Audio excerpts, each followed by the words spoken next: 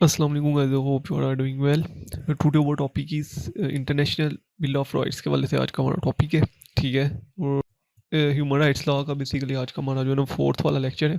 ठीक है, जिसमें जो है ना वो हम इंटरनेशनल बिल ऑफ राइट्स को जो है ना डिस्कस करेंगे।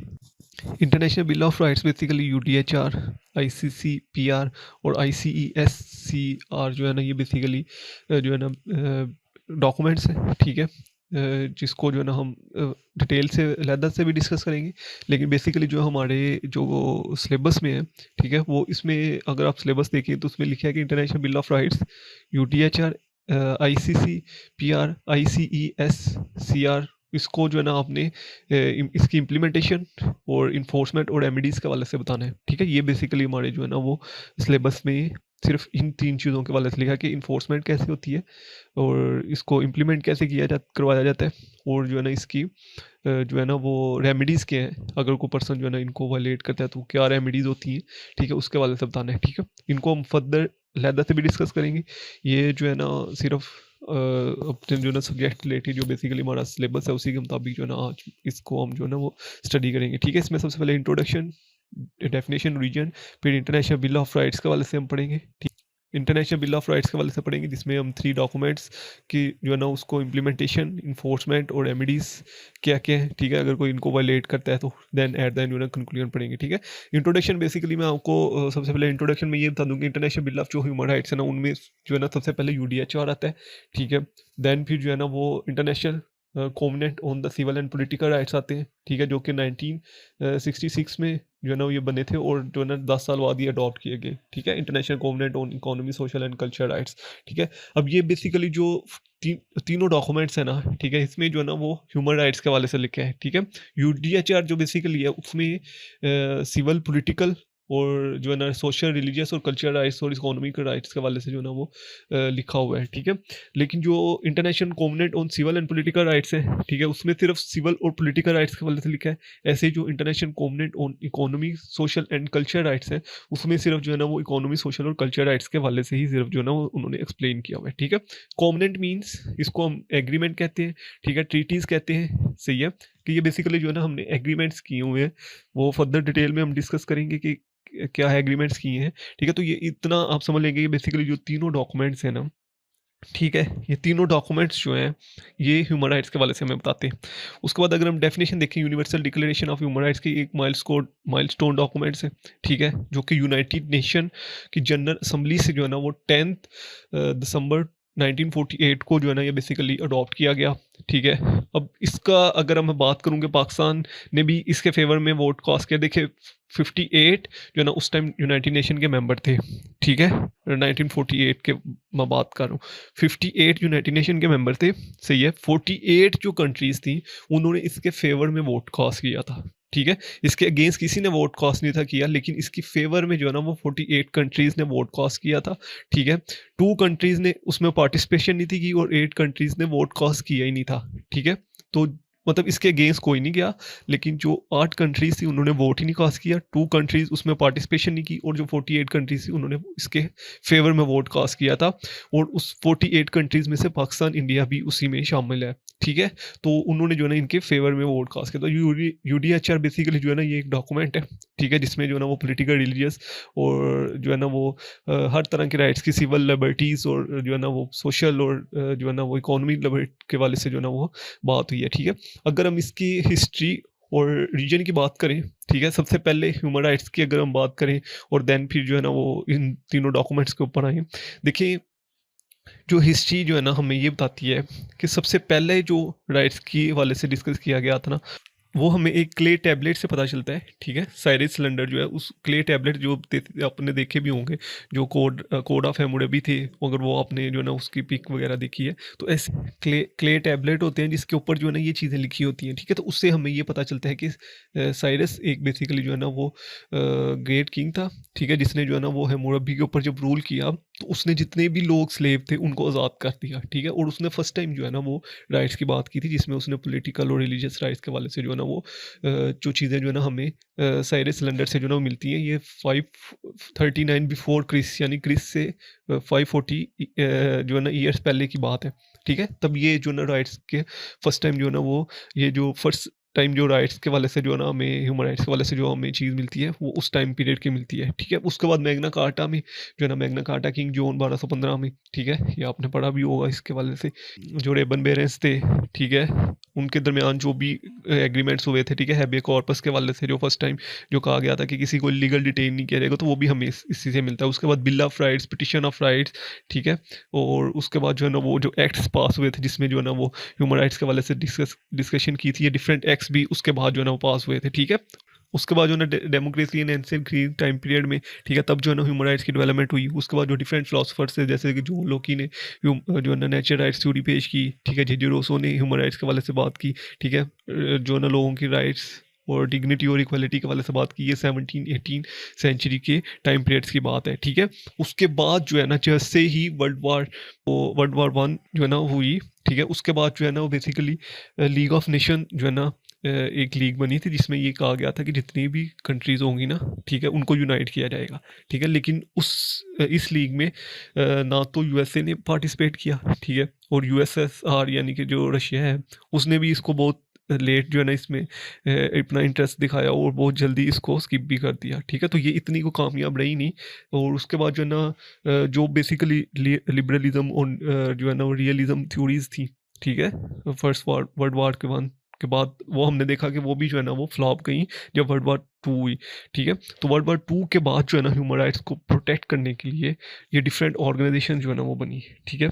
यूनाइटेड नेशन बनी। यूनाइटेड नेशन ने जो सबसे पहले जो कमीशन बनाया था वो इसी वाले से बनाया था कि ह्यूमन राइट्स को कैसे प्रोटेक्ट किया जाए, ठीक है। तो उस कमीशन ने फिर जो है ना ये जनरल असम्बली जो यूनाइटेड नेशन की जनरल असम्बली है उसमें ये जो है ना यूडीएचआर जो डॉक्यूमेंट था जिसमें राइट्स के वाले से डिस्कशन हो रही थी, ये बेसिकली राइट्स बनाए गए थे जो यूएसए में जो बिल ऑफ राइट्स है ना, ठीक है, उन्हीं को देख के जो है ना ये राइट्स बनाए गए थे, ठीक है। और भी बहुत सी चीज़ें इसमें ऐड की गई थी इस जो है ना वो डॉक्यूमेंट्स में, ठीक है, जिसको जो है ना वो बाद में जो है ना 10 दिसंबर 1948 को अडॉप्ट किया गया।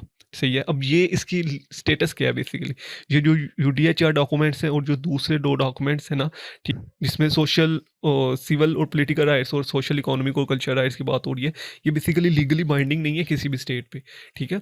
किसी भी स्टेट पे ये लीगली बाइंडिंग नहीं है। मैं फिर से कह रहा हूँ, किसी भी स्टेट पे ये लीगली बाइंडिंग नहीं है।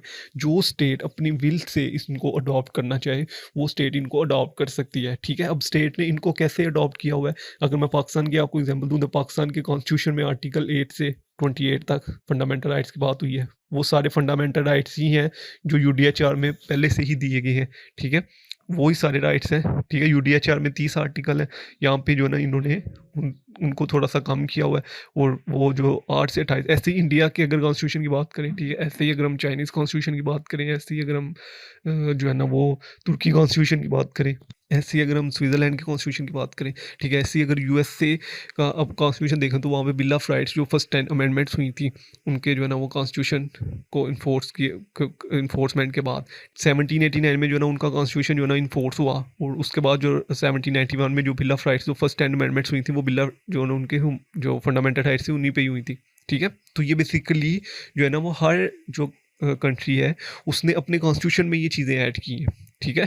उन पे बाइंडिंग नहीं है, लीगली बाइंडिंग नहीं थी ये चीज़ें, ठीक है, ये डॉक्यूमेंट्स लीगली बाइंडिंग नहीं थे, सही है। लेकिन ये जो 2 डॉक्यूमेंट्स बाद में बने, ठीक है, जिसमें जो है ना हमने पढ़ा कि ICCPR, ठीक है, और ICESCR, ठीक है, ये बेसिकली जो है ना ये एक एग्रीमेंट था जो कि डिफरेंट कंट्रीज़ ने जो है ना ये फिर एग्रीमेंट जो है ना वो इस ऑर्गेनाइजेशन के साथ किया, ठीक है।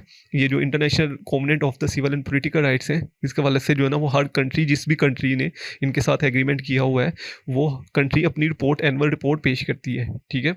Covenant and social economy and culture rights जो है, ठीक है, ये भी बेसिकली एक एग्रीमेंट है जिसको जो है ना वो हर कंट्री जो है ना वो इसके ऊपर एनुअल रिपोर्ट पेश करती है, ठीक है। अगर मैं पाकिस्तान की बात करूँ तो पाकिस्तान ने भी बेसिकली इसको रेटिफाई किया हुआ है, ठीक है। पाकिस्तान ने इसको 2010 में रेटिफाई किया था और अब पाकिस्तान भी इसके एनुअल रिपोर्ट जो है ना वो पेश करता है, ठीक है। उसके बाद इसको भी पाकिस्तान ने 2008 में रेटिफाई किया था और पाकिस्तान भी इसको जो है ना वो एनुअल रिपोर्ट जो है ना वो पेश करता है, ठीक है।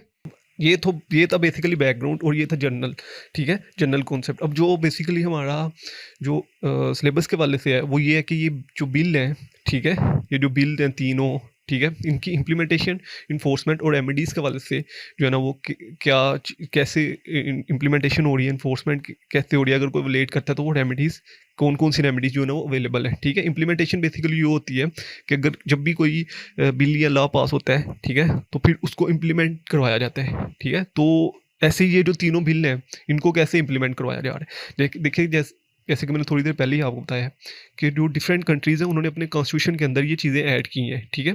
तो जो जिन जिन कंट्रीज़ ने कॉन्स्टिट्यूशन के अंदर जो जो भी राइट्स ऐड किए हैं, जैसे कि अगर मैं पाकिस्तान की एग्जांपल लूँ, तो पाकिस्तान ने जो भी फंडामेंटल राइट्स जो है ना वो कॉन्स्टिट्यूशन में ऐड किए हैं, तो पाकिस्तान ने उनकी प्रोटेक्शन की जिम्मेदारी पाकिस्तान स्टेट ने खुद ली है। ठीक है। जो जुडिशरी है बेसिकली, अगर आप कोई भी, ये बेसिकली लीव राइट्स है। ठीक है। लीव राइट्स मीन कि अगर कोई भी पर्सन इनके अगेंस्ट कोई सूट फाइल करता है या कोई भी पर्सन जो है ना इनके अगेंस्ट जो है ना वो अदालत में जाता है, ठीक है, तो अगर वो अपना केस वापस लेना चाहे भी तो नहीं ले सकता। The reason is it's a public interest. ठीक है। तो ये बेसिकली जो है ना सबसे पहली जो इम्प्लीमेंटेशन है वो ये है कि स्टेट ने जो भी राइट्स ऐड किए हैं अपने कॉन्स्टिट्यूशन में, ठीक है, स्टेट उनको प्रोटेक्ट करता है। ठीक है। सबसे पहले इम्प्लीमेंटेशन ये है कि स्टेट उनको खुद इम्प्लीमेंट करवाता है। ठीक है। जिन स्टेट्स ने जो भी राइट्स ऐड किए हैं। ठीक है। तो सबसे पहली जो है वो states are encourage to enact laws. ठीक है। और उन्होंने जो पॉलिसीज़ बनाई हैं उनको फॉर्मुलेट करता है। ठीक है। तो ये बेसिकली जो है ना वो सबसे पहली इम्प्लीमेंटेशन थी, जिनको डोमेस्टिक इनकॉर्पोरेशन कहते हैं। ठीक है। यानी कि स्टेट्स ने अपने जो है ना वो लॉ जो है ना वो पास करवाए हैं थ्रू स्टैट्यूट। ठीक है। The second one is reporting mechanism. जैसे कि मैंने आपको पहले कहा कि जितनी भी स्टेट्स ने इनके साथ जो है ना वो ट्रीटीज़ किए हैं, यानी कि एग्रीमेंट किए हैं ICCPR से। ठीक है। और ICESCR से जितनी भी स्टेट्स ने एग्रीमेंट किए हैं, वो स्टेट्स जो है ना उनको एनुअल रिपोर्ट पेश करती है। ठीक है। पाकिस्तान भी इनको एनुअल रिपोर्ट पेश करता है, क्योंकि पाकिस्तान ने इन दोनों को जो है ना वो रेटिफाई किया हुआ है। ठीक है। पाकिस्तान ने जितनी भी स्टेट है ratify the ICCPR and ICESCR। ठीक है। इनको जो है ना वो अपनी जो है ना एनुअल रिपोर्ट जो है ना वो पेश करता है। ठीक है। और फिर जो है ना उनको बताता भी है कि बेसिकली क्यों जो है ना ये राइट्स की वायलेशन हुई। ठीक है। क्या पर्पस था इसके पीछे। ठीक है। तो ये बेसिकली जो है ना वो जो है ना हर स्टेट जो है ना इनको रिपोर्ट देती है जिन्होंने इनके साथ जो है ना वो एग्रीमेंट जो है ना वो साइन किए हैं। ठीक है। उसके बाद अवेयरनेस एंड एजुकेशन। ठीक है। बेसिकली ह्यूमन राइट्स जो प्रिंसिपल बनाए गए हैं, ठीक है, जो लॉज बनाए गए हैं, ठीक है, उनकी अवेयरनेस के लिए लोगों को एजुकेट किया जाता है। ठीक है। लोगों को सोशलाइज किया जाता है। कैसे किया जाता है। ठीक है। जिस ऑर्गेनाइजेशन बनी है, हर स्टेट ने अपनी ऑर्गेनाइजेशन बनाई है, इंटरनेशनल ऑर्गेनाइजेशन बनी है। ठीक है। जो कि जो है ना वो हर स्टेट में जो आके जो ना अवेयरनेस देती हैं। ठीक है। लोगों को अवेयर करती हैं।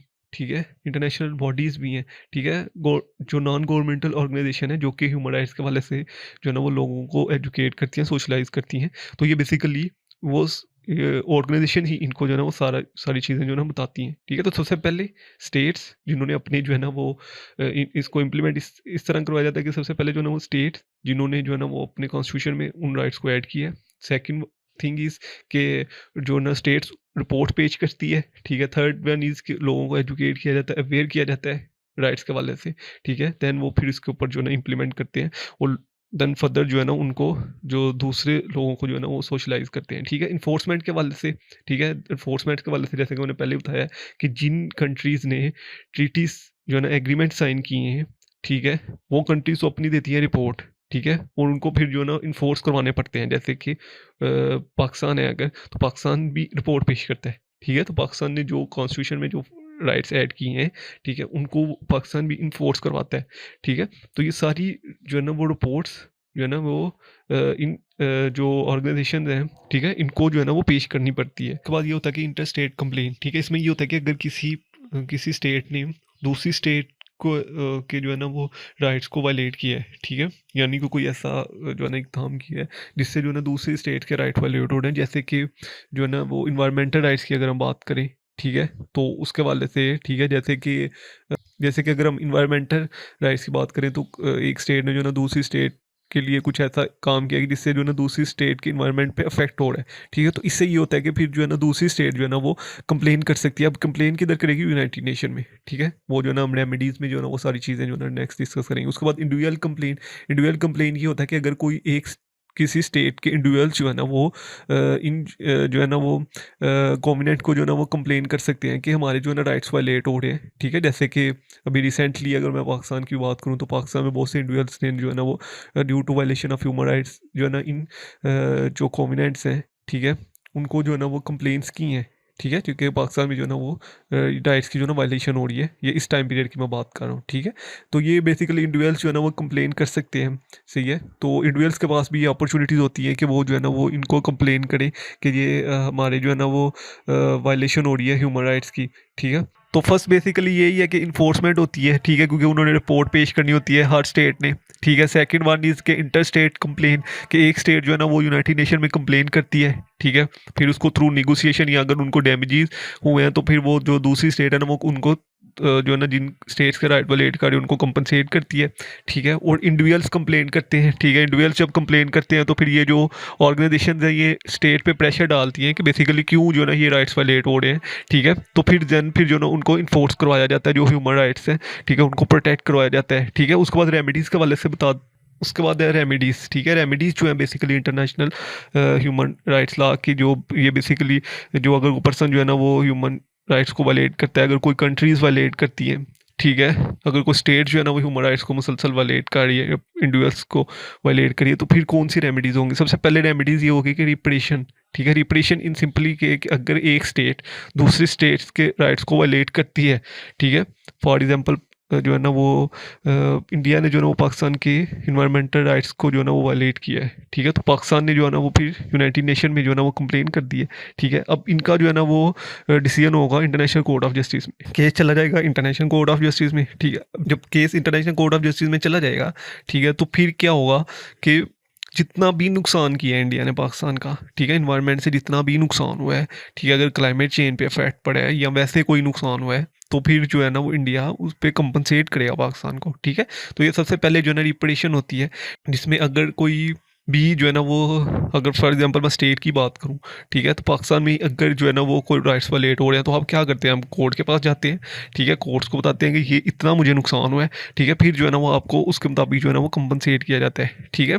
तो ये सबसे पहली रेमेडी। उसके बाद नॉन रिपीटिशन, ठीक है, इसमें ये होता है कि जो ना वो जो ह्यूमन राइट्स ऑर्गेनाइजेशन होती है ना वो कुछ ऐसे रूल सेट कर देती हैं, ठीक है, कि जिसमें जो है ना वो फ्यूचर में ये चीज़ें रिपीट ना हो, ठीक है। ये वायलेशन जो हो रही है, फॉर एग्जांपल अगर कोई इन्वायरमेंट के वाले से है तो वो फिर ऐसे लाभ ना देगी कि फ्यूचर में जो है ना वो उस तरह का एक्ट करने पे पाबंदी होगी, ठीक है, ताकि ह्यूमन राइट्स की जो है ना वो वायलेशन ना हो, ठीक है। या उनको जो है ना वो स्ट्रिक्टली इन्फोर्स किया जाएगा या उन पर स्ट्रिक्टली एक्शन लिया जाएगा या उनको जो है ना वो ऐसी पनिशमेंट दी जाएगी उस स्टेट को, जिससे फिर ये होगा कि खुद ब खुद जो है ना वो स्टेट ह्यूमन राइट्स की जो वायलेशन हो रही है, ठीक है, उनको प्रोटेक्ट करेगी, ठीक है। उसके बाद अकाउंटेबिलिटी, जो भी स्टेट जो है ना वो राइट्स को वायलेट करती है उसकी अकाउंटेबिलिटी होती है, ठीक है, थ्रू जुडिशल प्रोसेस, ठीक है। फेयर जो है ना वो जो है ना ट्रायल होता है, ठीक है, due to de facto and de jure, ठीक है, उसके मुताबिक जो है ना वो फेयर ट्रायल होता है, जो फैक्ट्स के हैं, ठीक है, और लॉ उसके वाले से क्या कहता है, ठीक है, और जो एग्रीमेंट्स हुए हैं वो उसमें कौन कौन सी चीज़ें लिखी हैं,